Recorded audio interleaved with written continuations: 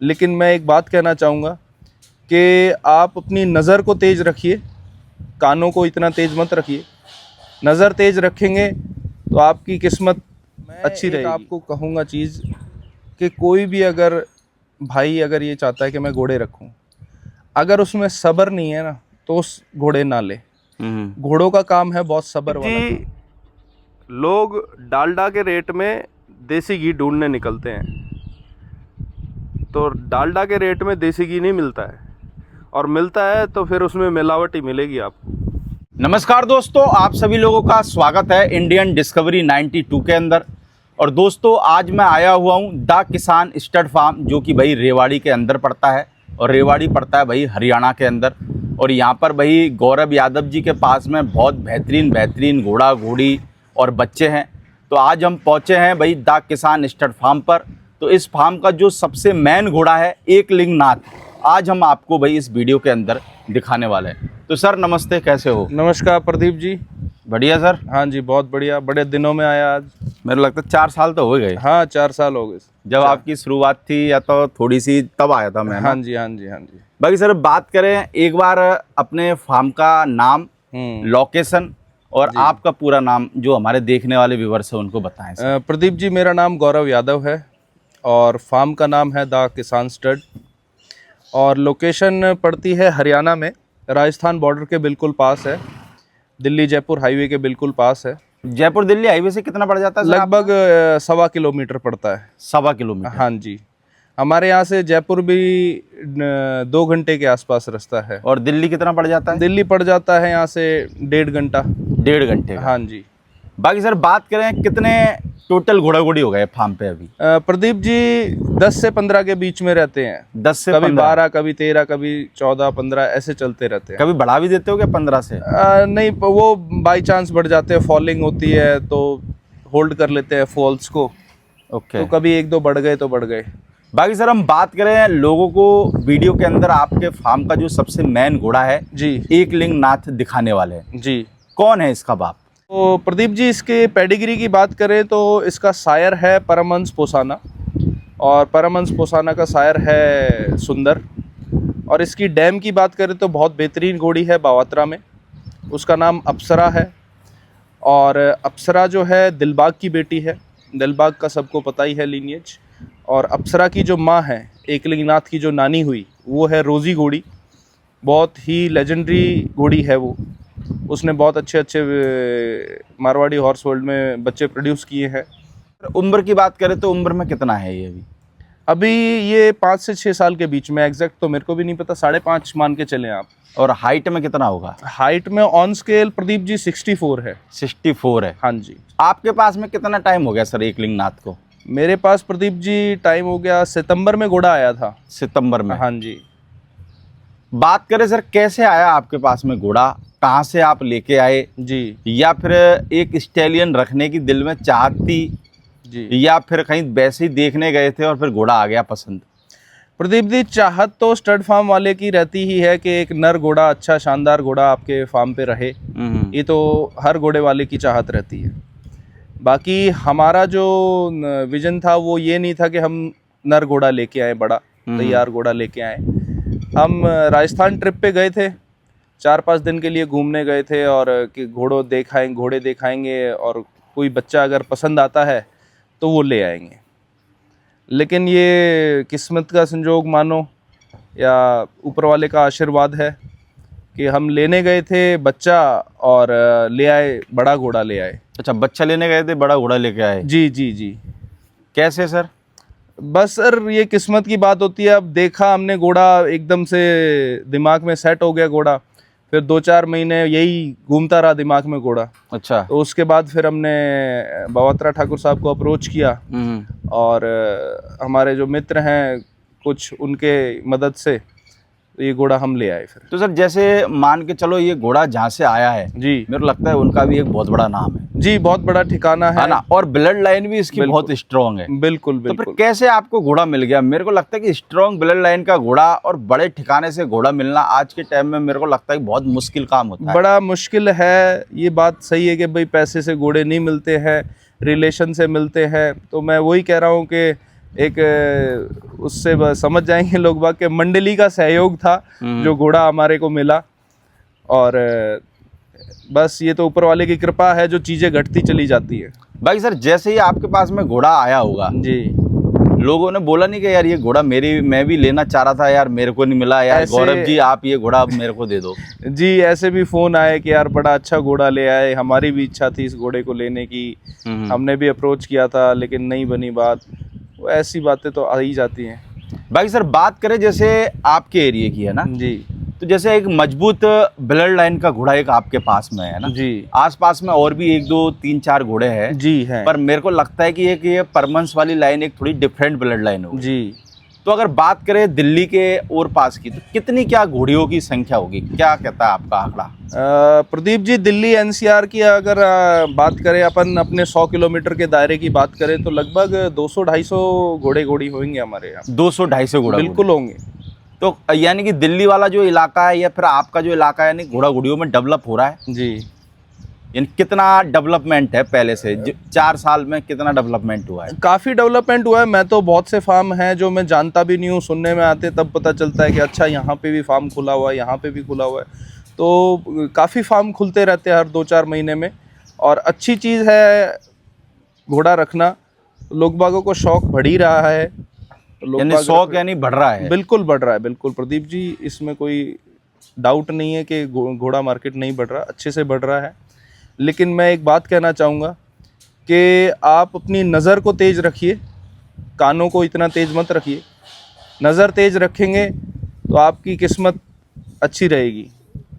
और मेरे को लगता है क्वालिटी पे भी आदमी को फोकस करते रहना चाहिए। बिल्कुल बिल्कुल, इसमें तो नज़र तो तेज़ रखनी पड़ती है। घोड़ा मार्केट में ब्रीड कैसे हो रहा है, कौन कैसा ब्याह रहा है, कहीं सुनी बातों पे ना जाएं। बाकी ये कि अपना दिमाग का यूज जरूर करें। बिल्कुल बिल्कुल। बाकी सर बात करें एकलिंग नाथ की कवरिंग फीस की, जी, क्या कवरिंग फीस रख रखी है? इसकी कवरिंग फीस प्रदीप जी 1 लाख रुपए रखी हुई है हमने। 1 लाख रुपए जी। और कितनी क्या घोड़िया आपने अपने पास में मेट करा दी है और कितनी क्या घोड़िया ये पहले से मेट करके आया था? प्रदीप जी इसने अभी इसके 18 रिजल्ट आ चुके हैं। 18? जी। ओके। तो जिसमें से 15 बच्चियां आई हैं और 3 बच्चे आए हैं, और लगभग 20-22 घोड़ियां और ऐसी हैं जो अभी मेट हो रखी हैं, जो बावत्रा में ही मेट हुई थी। ओके। और 12 घोड़ियां हमारे यहाँ भी मेट हुई हैं। 12 से 15 घोड़ियां मेट हुई हैं हमारे 12 से 15 घोड़ियां? जी जी जी। बाकी सर जो रिजल्ट आपने इसके देखे होंगे, हाँ जी, किस तरीके के रिजल्ट आ रहे हैं और आपको अगर पता हो कि कहाँ कहाँ पे इस घोड़े के रिजल्ट खड़े हुए? प्रदीप जी रिजल्ट बहुत अच्छे आ रहे हैं। रिजल्ट भी अगर हम देखते हैं तो सेटिस्फेक्शन आती है कि हाँ, एक घोड़ा टाइप और कैरेक्टर में बहुत अच्छा ब्यारा है।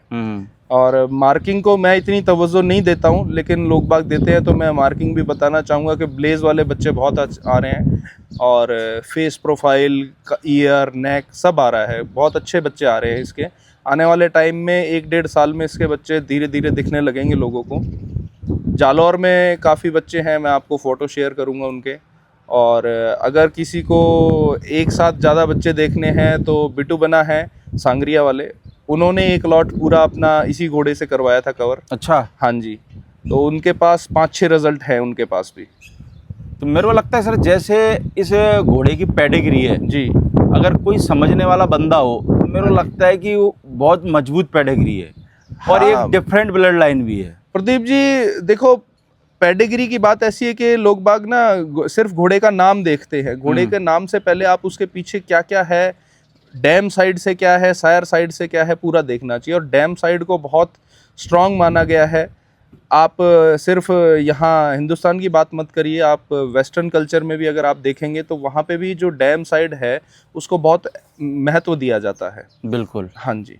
बाकी सर बात करें जैसे घोड़े की, तो अभी जैसे बाहर कवरिंग के लिए स्टार्ट है? हाँ, कवरिंग के लिए स्टार्ट है। तो स्टेबलिंग वगैरह जैसे स्टेबलिंग हमारे यहाँ पे ले जाना चाहे? जी, स्टेबलिंग की भी सुविधा है। 600 रुपीज़ पर डे हम चार्ज करते हैं स्टेबलिंग का। बिल्कुल। और हमने ये रूल बनाया है कि अगर घोड़ी 15 दिन भी रुक रही है हमारे पास तो हम 15 दिन का ही चार्ज करते हैं, महीने का हमने नहीं रखा है। किसी की 20-22 दिन करती है तो वही चार्ज करते हैं हम। भाई सर आप जैसे कवरिंग करवाते हो जी, तो मैंने देखा है कि वो पेज सा भी आप उस पर कुछ लिख के जी, देते वो हमने ना वो मैंने आपकी फेसबुक आईडी पे देखा था। जी। तो वो क्या है, यानी कि क्यों आपने चालू करा वो? वो प्रदीप जी एक रिकॉर्ड रहना चाहिए। हर आदमी डीएनए नहीं करवा सकता या नहीं करवाता जैसे भी, और दूसरा डीएनए में रिजल्ट आने में टाइम लगता है। तो एक हमारे पास प्रूफ रहता है कि घोड़ी हमसे कवर हुई थी, उसमें नीचे भी मेंशन कर रखा है कि घोड़ी कवर हुई थी, कंफर्म हो गई है घोड़ी। तो किसने कंफर्म करी है? ओनर ने कंफर्म करी है या हमारे डॉक्टर ने कंफर्म करी है? तो हम चीज़ें मेंशन करते हैं और उसमें हम डेट भी मेंशन करते हैं कि कब घोड़ी कवर होके कंफर्म हुई है। तो आजकल क्या होता है कि मैं वीडियो जो कवरिंग की वीडियो है मैं उसको ज़्यादा प्रूफ के तौर पे नहीं मानता हूँ मैं खुद, क्योंकि आज अगर घोड़ी कवर हुई है आपकी और वो 20 दिन बाद रिपीट हो गई, बिल्कुल, और दूसरा घोड़ा छोड़ दिया, तो जब वो ठाण देगी तो 20 दिन का आगा पीछा हो जाता है बिल्कुल, घोड़ी बच्चा देने में। तो उसमें आप कंफर्म नहीं कर सकते कि भाई वीडियो तो आपने दिखा दी इस घोड़े की और 20 दिन बाद किसी और से सुबर हो गई घोड़ी, तो उस दिक्कत वाला काम हो हाँ, जाए। इन छोटी छोटी चीज़ों को हम चाहते हैं कि दिक्कतें ना हो।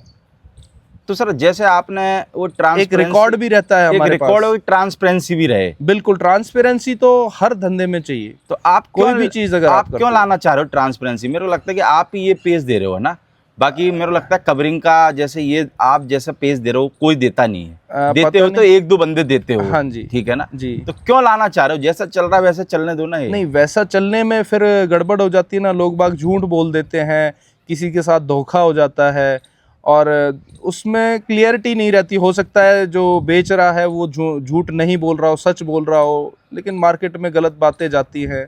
तो ठीक है, अगर कोई बढ़िया चीज़ हो रही है तो ट्रांसपेरेंसी तो हर चीज़ में आप देखो ना, आप जब तक किसी चीज़ में ट्रांसपेरेंसी नहीं रखोगे लोग विश्वास नहीं करेंगे, और विश्वास करेंगे तो अंधा विश्वास करेंगे, धोखा खाएंगे। बिल्कुल।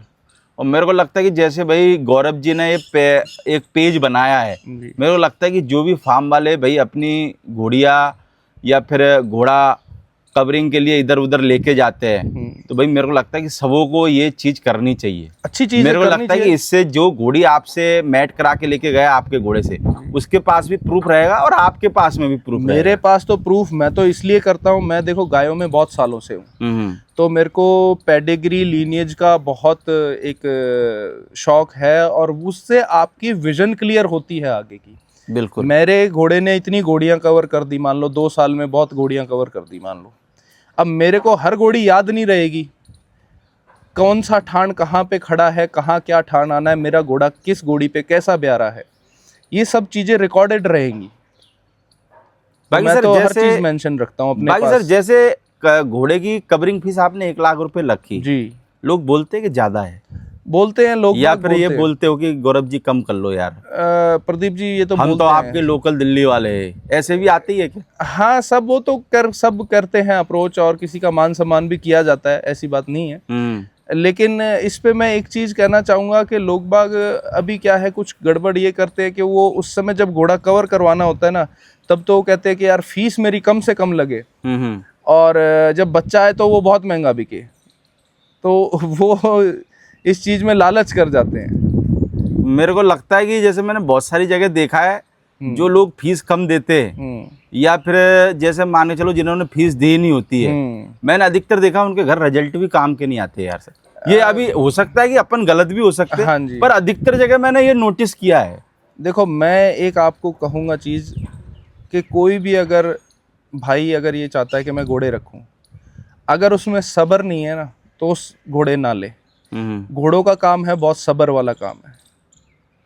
अगर एक फीस की हम बात करते हैं, चलो एक छोटा सा टॉपिक है कि नर घोड़ा जो होता है ना, उसको तैयार होने में 8 साल 7 साल लग जाते हैं। कैसे भाई? वो 3 साल पे कवरिंग देना स्टार्ट करेगा, जब वो 4 साढ़े 4 साल का होएगा उसके ठाण आएंगे, वो ठाण बड़े होंगे। तो लगभग अगर आपको एक क्लियरिटी अगर आपको आ रही है किसी घोड़े की ब्रीडिंग के लिए, तो उसको 7-8 साल का उम्र हो जाती है। तो 7-8 साल का सब्र करना, उसको तैयार करना, उसको ब्रीड करना, उसमें देखो 8 साल थोड़े नहीं होते हैं किसी एक जीव पे लगाना। तो फीस तो लोग लेंगे यार प्रदीप जी। और मेरे को लगता है कि आज के टाइम में लाख रुपए बिल्कुल जेन्युइन फीस है आज के टाइम में। घोड़ों के फीस तो आपको पता है कहाँ पहुंच गई है। बिल्कुल। अगर उसमें अगर मजबूत पेडिग्री का घोड़ा है जी, और कोई 1 लाख 1.5 लाख रुपए फीस ले रहा है, तो मेरे को लगता है कुछ नहीं ले रहा वो जी। क्योंकि मेरे को लगता है उसके 30 गुना ज़्यादा तो लोग बच्चे की रेट ही मांग लेते हैं। बिल्कुल। तो मेरे को लगा जब तुम 30 गुना ज़्यादा रेट मांग रहे हो, तो फिर 1 लाख रुपए या 2 लाख रुपए फीस का क्या देखना फिर जी। और मेरे को लगता है घोड़ा मार्केट में महंगाई का दौर चालू है, तो महंगाई के दौर में 1-2 लाख रुपए कुछ नहीं है। नहीं, महंगा तो कुछ भी नहीं है। एक बार देखा जाए तो अगर आपके पास स्पेसिमेन ऐसा है तो उसके तो रेट हैं ही, और स्पेसिमेन में ही अगर 36 कमियां हैं तो उसके रेट नहीं है। तो क्वालिटी का तो पैसा है ना। आप एक बात बताओ, आप चलो छोटा सा एग्जांपल देता हूँ आपको। आप मेरे सामने बैठे हो और आप शूट करते हो, वीडियो शूट करते हो, फोटो शूट करते हो, तो आप तो नॉर्मल कैमरे से भी दुनिया करती है, और आप तो बड़े महंगे कैमरे और ये सब यूज करते हो। तो फिर क्यों करते हो? क्योंकि क्वालिटी है उसमें, क्वालिटी के लिए। हाँ, तो भाई क्वालिटी का तो पैसा लगेगा ना। तो ये तो घोड़ा मार्केट में क्वालिटी का पैसा, चाहे से कवरिंग हो, हाँ, या फिर कोई बच्चा आपको लेना हो या कोई बच्ची लेनी हो, आपको पैसा देना ही पड़ेगा। देखो क्वालिटी, लोग डालडा के रेट में देसी घी ढूंढने निकलते हैं, तो डालडा के रेट में देसी घी नहीं मिलता है, और मिलता है तो फिर उसमें मिलावट ही मिलेगी आपको। सर बात करें जैसे ब्रीडिंग, हाँ जी, आज के वक्त में जैसे आप भी मार्केट में खूब घूमते हो, हाँ ठीक है, कभी कभार चले जाते हो जी, कैसी ब्रीडिंग मार्केट में चल रही है, या फिर लोग कैसी ब्रीडिंग मार्केट में कर रहे हैं, क्या कहना चाहोगे ब्रीडिंग के बारे में? ब्रीडिंग के बारे में यही कहना चाहूँगा कि प्रदीप जी, लोग बाग ना सेलेक्टिव ब्रीडिंग नहीं करते हैं। मेजॉरिटी की बात कर रहा हूँ, बहुत कम लोग हैं जो सेलेक्टिव ब्रीडिंग करते हैं। भेड़ चाल में चलते हैं लोग बाग। हर घोड़ा हर घोड़ी पे अच्छे ठाण नहीं देता है, तो आपको अपनी घोड़ी के हिसाब से घोड़ा देखना पड़ेगा। नाम के पीछे और उसका बच्चा रिंग में जीता है, इन चीज़ों के पीछे ना भागें। आपकी घोड़ी को क्या सूट करता है उसके पीछे आप ध्यान दें। बाकी मैंने अपनी घोड़ियों पे ऐसे घोड़े छुटवाए हैं जो आधे लोग बाग ऐसे हैं कि जो जानते ही नहीं, वो मेरे भाई कौन सा घोड़ा छुटवाया, वो ये कौन सा घोड़ा है। तो आप यूं मत सोचा रहे वो महंगी फीस है तो वही अच्छा बहेगा, या उसके अगर बच्चे रिंग में आ रहे हैं तो वही अच्छा बहेगा। आप अपनी घोड़ी को देखते हुए घोड़ा डालें। पर सर लोग बागों का तो ऐसा मानना है ना, आजकल जैसे 80% आपको पता ही है, लोग बागों का कैसा है, उसके बच्चे यार महंगे रेट में बिक रहे हैं, तो हाँ, वही घोड़ा छुड़वाओ। वो गलत है ना। तो उसके बिक रहे हैं, ठीक है, अच्छी बात है, लेकिन उसके नाम के वजह से, घोड़े के नाम की वजह से बच्चे बिक रहे हैं उसके, लेकिन आप उस चीज़ की वैल्यू ज़्यादा दे के आते हो उस समय, और उसमें वो क्वालिटी नहीं है कि उसमें उतनी वैल्यू आती है। 10 में से 4 बच्चे अच्छे आते हैं, 2 बच्चे बिल्कुल क्रीम आते हैं, तो वो क्रीम के चक्कर में लोग बाग ये सोचते हैं कि सबके घर में ही क्रीम पैदा होगी। और आप लालच से घोड़ा मत छुटवाओ कभी भी। जो लोग लालच करते हैं ना कि हाँ आज मैंने घोड़ी कंफर्म हो गई, ओहो मेरे पास तो 35 लाख का बच्चा आएगा, तो वो मारे जाते हैं। फिर उसकी एक्सपेक्टेशन ही अलग चली जाती है। वो बच्चा कैसा भी हो, तो दिखता तो उसको तो उतने का ही है। लालच काम करता है क्या घोड़ों में? लालच नहीं करता काम। लालच तो किसी में भी काम नहीं करता।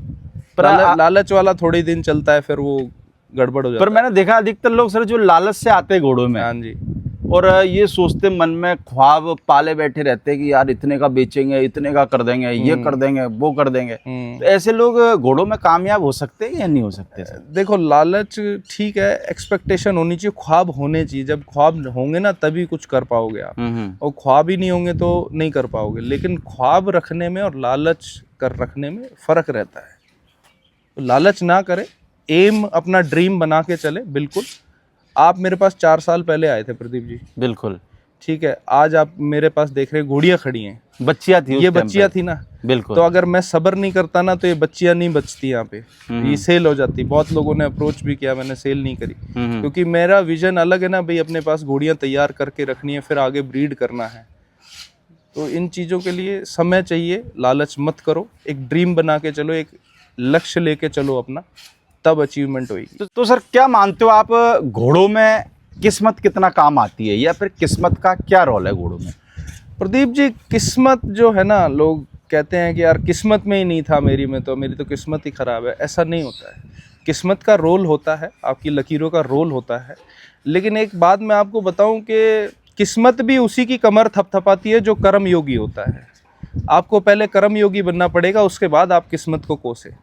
यानी मेहनत करनी पड़ेगी। बिल्कुल मेहनत करनी पड़ेगी आपको, किस्मत तभी आपका साथ देगी। मेरे लगता है कि जिनके हाथ नहीं होते, किस्मत तो उनकी भी होती है, पर मेहनत के हिसाब से वो लकीरें अपने आप एडजस्ट हो जाती है। बिल्कुल, तो आपको कर्म योगी होना पड़ेगा, किस्मत को साथ देना पड़ेगा। किस्मत भी आपका तभी साथ देगी जब आप कर्म योगी होंगे, मेहनती होंगे। सर जैसे आपने 4 साल सब्र रखा, हाँ जी। तो आदमी कैसे सब्र रख सकता है? यानी कि वो तो आपको अब मैं नहीं सिखा पाऊंगा, क्योंकि मेरे को कैसे सब्र लगता है रखें। कि घोड़ा मार्केट में मैंने देखा है अधिकतर लोग जो नए आते हैं, हाँ जी, 1 साल में कोई व्यापारी बन जाता है, कोई 2 साल में व्यापारी बन जाता है। वो सब्र नहीं है ना, या फिर हाँ उसका हो सकता है विजन ही ये हो कि यार मेरे को तो व्यापारी बनना है, व्यापार करना है। ठीक है, सबका अपना काम है। व्यापारी लोग व्यापार करते हैं तो उनका काम है वो। तो व्यापारी भी जो इस विजन से आता है ना कि मेरे को व्यापार ही करना है, तो उसको भी अच्छी परख होनी चाहिए, तभी व्यापार कर पाता है वो। क्योंकि मेरे लगता है कि आपकी आंख अच्छी नहीं होगी तो फिर व्यापार भी आप कर नहीं सकते। नहीं, बिल्कुल नहीं कर सकते। बाकी सर जैसे वीडियो जाने के बाद से एकलिंग नाथ की कवरिंग पहले भी चालू थी और वीडियो के बाद भी चालू रहेगी जी, बाकी ये कि कोई भी भाई अगर अपनी घोड़ी लेके आता है हाँ तो जी। घोड़ी स्टेबलिंग हो जाएगी। बिल्कुल बिल्कुल। बिल्कुल। बाकी सर बहुत बहुत शुक्रिया आपका अपना घोड़ा दिखाने के लिए। मेरे को लगता है गर्मी की छुट्टी चल रही है तो घोड़े वाले घर पे बैठ के घोड़ा देख लेते ये आने का लोड नहीं पड़ता। ठीक बात है, ठीक बात है। बाकी दोस्तों हम आपको पार्ट 2 के अंदर जो सर के फार्म पे होम ब्रीड बच्चे हैं वो हम दोस्तों आपको पार्ट 2 के अंदर दिखाएंगे। Okay sir, thank you sir.